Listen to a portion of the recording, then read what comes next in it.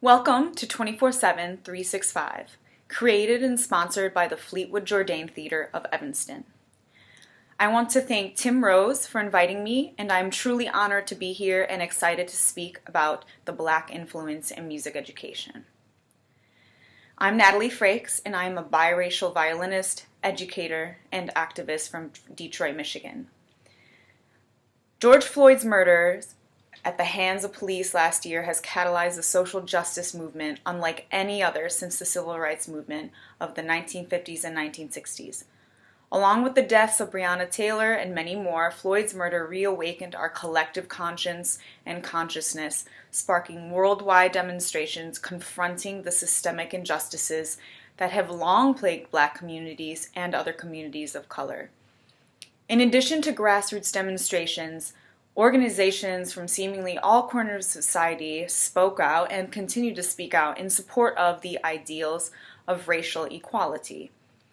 So many of us have long been committed to advancing the conversation, have long been engaged in deep reflection, and have been doing the internal and external work necessary to effect change because it has directly affected us.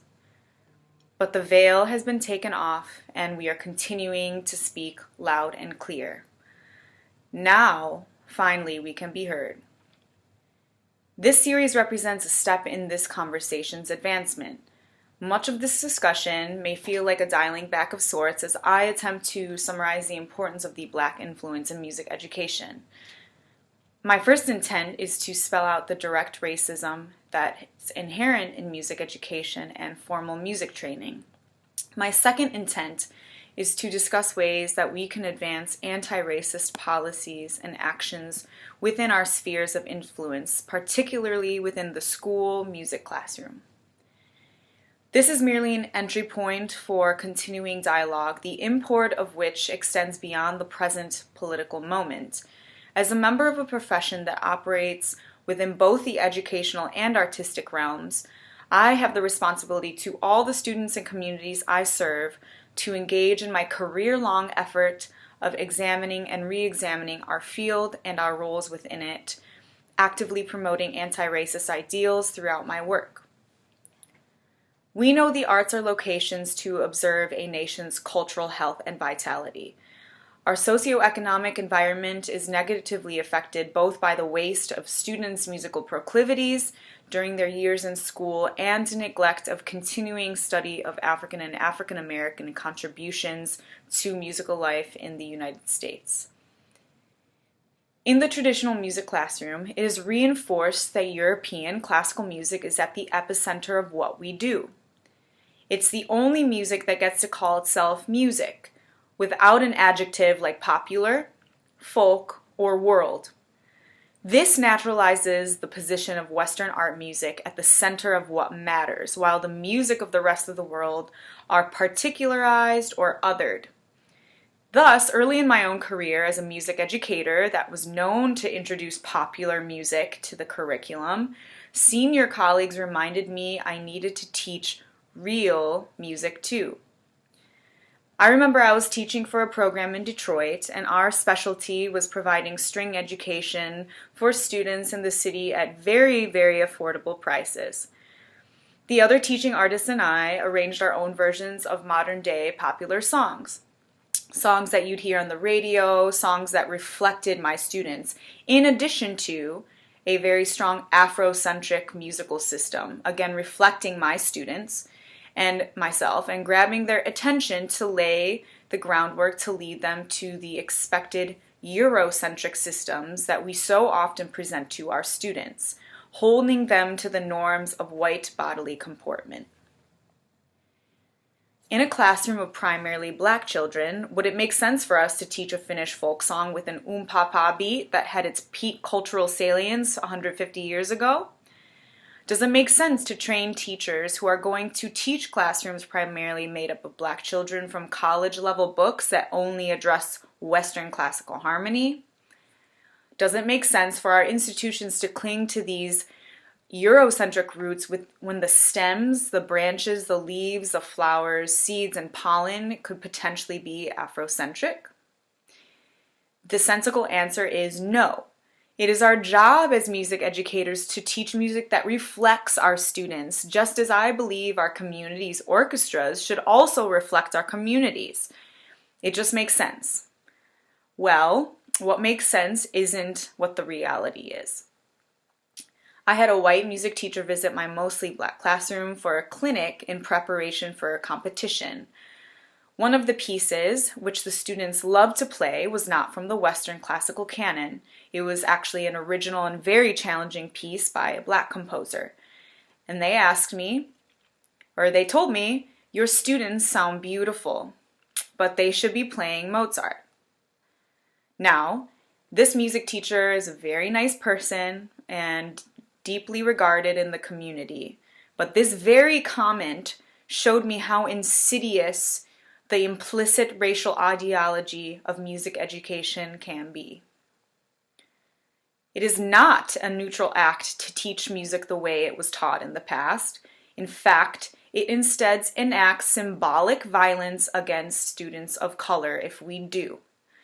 We must legitimize our students' deeply felt musical experiences by meeting them there. If we don't meet them there, where they are, or go to where they're coming from, so many talented young black people will continue to believe that they are unmusical.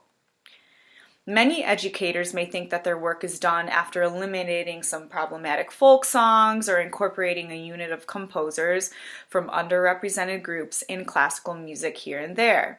There is no temporary quick fix that will do justice to decolonizing the classroom. Some of the ways that I include this mentality in my own classroom is to genuinely and intentionally interweave my students' identities into the material I teach. For example, let's learn March Slav by Tchaikovsky, but we're going to learn it by composing and sampling over top of it in rapping and spoken word, all Afrological in origin. Sure, let's learn Twinkle Twinkle Little Star, but let's learn that after we learn Mele Sue by Kenneth Kafui of Ghana, and let's make sure we talk about the racist ways of Mozart's time and in his racism in some of his operas. Yes, I will teach all the technique, all the scales, all the what have you, while also recognizing that my students want to learn it in a relatable way. Feature the students' voices.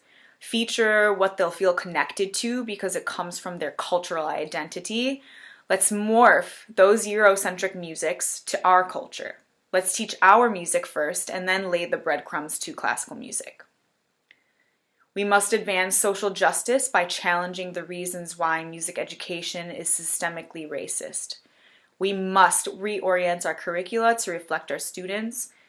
We must listen to the deficit narratives and make the necessary changes to fix those deficits. We must habitually and intentionally practice to advocate for anti-racist practices. We must better serve our communities by implementing thoughtful and inclusive musical selections to teach, have relevant discussions, and have our students reflected in the professionals that we put in front of them. Now, you can't have this without people like us teaching our young, talented Black youth. Caitlin Edwards on violin. You can see her in the back, hopefully. I didn't cover her up. But yeah, so this is the last one of this set. It just went by really fast. Wow. I'm so glad that Natalie hit me up, was like, yo, let's do Lift Every Voice and Sing. Like, Deshaun just did an arrangement of it, like we should do it. And, you know, with the inauguration, being, was it yesterday? Yeah. I have no conception of time since I'm always at the house. So it's so true. But you know, I just felt like, you know, we're at the most triumphant time we've had in a while in our countries. But anyways, so here is Lift Every Voice and Sing, arranged by Deshaun Jones.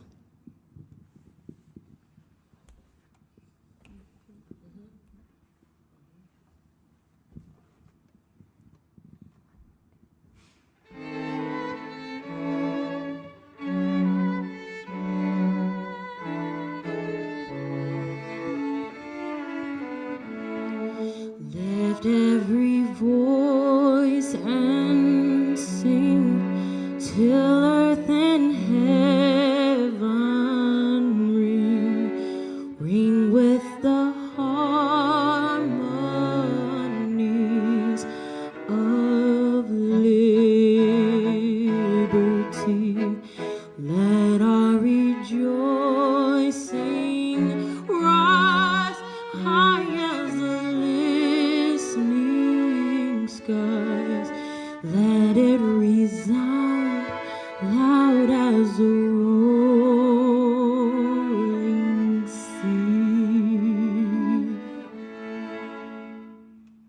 Sing a song full of the faith that the dark past has taught us.